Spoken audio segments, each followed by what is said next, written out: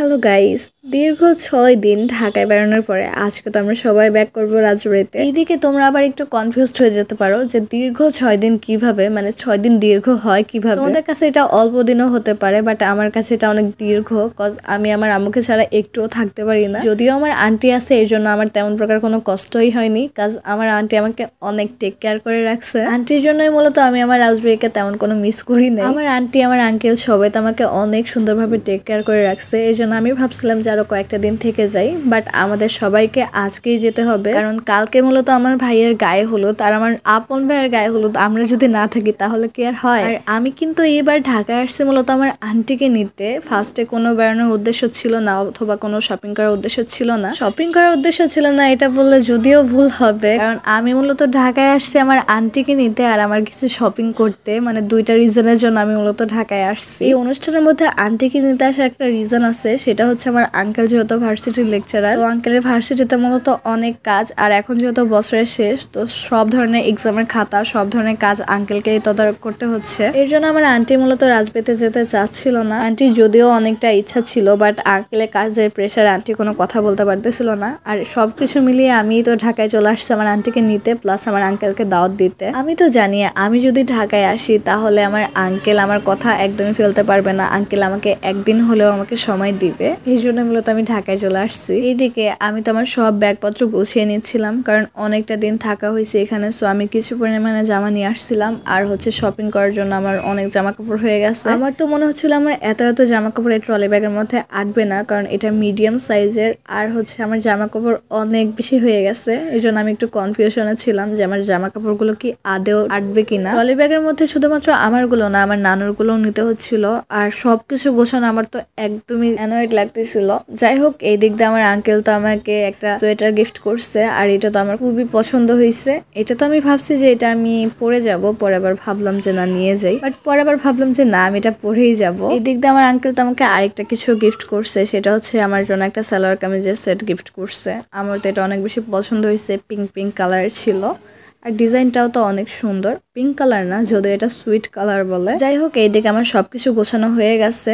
আমার আন্টি তো আমার ছোট ভাইয়ের জন্য কিছু খাঁটি সরিষার তেল দিয়ে দিচ্ছে, এগুলাও তো এখন নিয়ে যেতে হবে। সবকিছু নিয়ে নেওয়ার পরে আমার আন্টি তো আমার ট্রলি ব্যাগটা সুন্দর করে লাগিয়ে নিচ্ছিল। আমি তো এটা পারতেছিলামই না, কারণ অনেকটাই ভরে গেছে, আমার ট্রলি ব্যাগের উপর অনেকটাই চাপ পড়তেছে। যাই হোক, আন্টি আমাকে সাহায্য করতেছিল। এখন মূলত কিছুক্ষণের মধ্যেই আমরা সবাই বের হয়ে পড়বো। কিছুক্ষণের মধ্যেও তো আমরা সবাই বের হয়ে পড়লাম। আমাদের তো অনেক বেশি ব্যাগ হয়ে গেছে, মানুষ অনুযায়ী ব্যাগের সংখ্যা বেশি। যদিও এখানে আন্টির ব্যাগগুলো বেশি, কারণ আন্টি যেহেতু ছোট্ট একটা বেবি, এর জন্য হচ্ছে আন্টিকে একদম প্রস্তুত হয়ে যেতে হচ্ছে। তোমরা জানো তো, সত্য কথা বলতে কি, একবার ব্যাগপত্র গোছানো হয়ে গেছে, এর জন্য আমার মনে হচ্ছে যে আমি কখন বাসায় যাব, কখন আম্মুকে দেখবো, আর কখন আমার ভাই বোনদেরকে দেখবো। আমার আন্টি তো আমার পুচকু ভাইকে আবার কোলের মধ্যে নেওয়ার জন্য পুচকুর জন্য ব্যাগ বের করছে। মানে একটা বেবিকে সামলানো যে কতটা কষ্টদায়ক সেটা তো আমি দেখেই বুঝতে পারছি। যদিও আমার আগে থেকে একটা আইডিয়া হয়ে গেছে আমার বাসার নিজের পুচকু একটা ভাইকে দেখে। আমরা সবাই চলে যাচ্ছে একদম বাসার নিচে। আজকে যদিও আমাদের সাথে আমার আঙ্কেল যাচ্ছে না, কারণ আঙ্কেলের কাজের প্রেশার, সো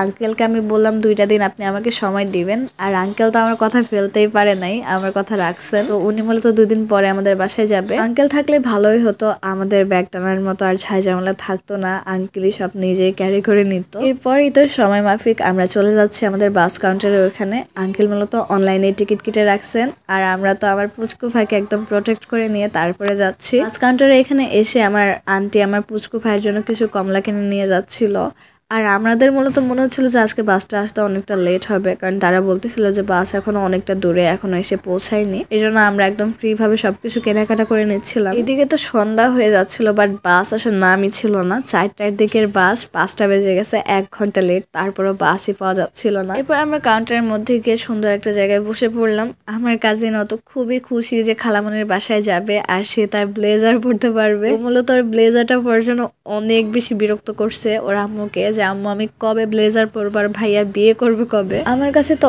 অনেক বেশি বিরক্ত লাগতেছিল, কারণ এতক্ষণ বসে থাকা, প্রায় 1.5 ঘন্টার মতো হয়ে গেছে, তারপর আমরা বসেছিলাম, বাস তো আসার নামই নেই। আমরা তো ভিতরে বসে থেকে একদম বোর হয়ে গেছি। এরপরে আবার বাইরে চলে আসলাম একটু হাঁটাহাঁটি করতে, কারণ বাস আসতে অনেকটা লেট, আমাদের ওইখান থেকে বলে দেওয়া হয়েছে। মানে কি একটা বাজে অবস্থা, আমার পিচ্চি ভাইটাও তো অনেকটা অসুস্থ হয়ে যাচ্ছিল। এদিকে দেখো কাণ্ড, আমরা সেই তখন থেকে কাউন্টারে বসে থেকে তাদেরকে বলতেছিলাম যে বাস আসবে কখন, আর তারা তো বলেই নেই। এর দিকে আমাদের বাস একদম অনেক দূরে চলে আসছে। আমরা অনেকটা পথ হেঁটে তারপর আমাদের বাস ধরতে পারছি। সত্য কথা বলতে কি, ঢাকার এই টিকিট কাউন্টারের মধ্যে মানে যাত্রাবাড়ির এই টিকিট কাউন্টারের মধ্যে এসে আমার তো একদম রাগ হয়ে গেছে, কারণ সবার বিহেভিয়ার অনেকটা খারাপ আর এতটা কর্কশ টাইপের বলার মতো না। আর এট লাস্ট বাস, সেই বাসটাও তো আমাদেরকে ছেড়ে রেখে যাচ্ছিল, মানে কতটা কেয়ারলেস তারা। 1.5 থেকে 2 ঘন্টা পরে বসে থাকার পরেও তারা আমাদেরকে একবার ইনফর্ম করেনি যে আমাদের বাস চলে আসছে, অথচ এইদিকে আমাদের বাস এসে দাঁড়িয়ে আছে আমাদের জন্য মাঝপথে। মানে আমার আঙ্কেল কল দিছে, দেন হচ্ছে আমরা ধরতে পারছি বাসটা, তাহলে এই বাসটাও একদম যেত। এরপরে তো আমরা সবাই ঠিক মতো বসে পড়লাম। কিছুক্ষণের মধ্যে মূলত রাজবাড়িতে চলে যেতে পারবো, পদ্মা সেতু হয়ে যেহেতু যাচ্ছি তো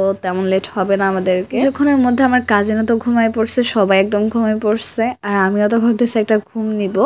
যাই হোক গাইস, আজকের ভিডিওটা আমি এইখানে এন্ড করব, কারণ অনেক বেশি লং হয়ে যাচ্ছে ভিডিওটা। আমি তোমাদের সাথে নেক্সট একটা ব্লগে শেয়ার করব আমার ভাইয়ের গায়ে হলুদ। সো আজকের ভিডিওটা এই পর্যন্তই, আশা করি তোমাদের সবার কাছেই ভালো লাগছে। সো আজ এসে কাল দেখা হবে। আল্লাহ হাফেজ, বাই বাই।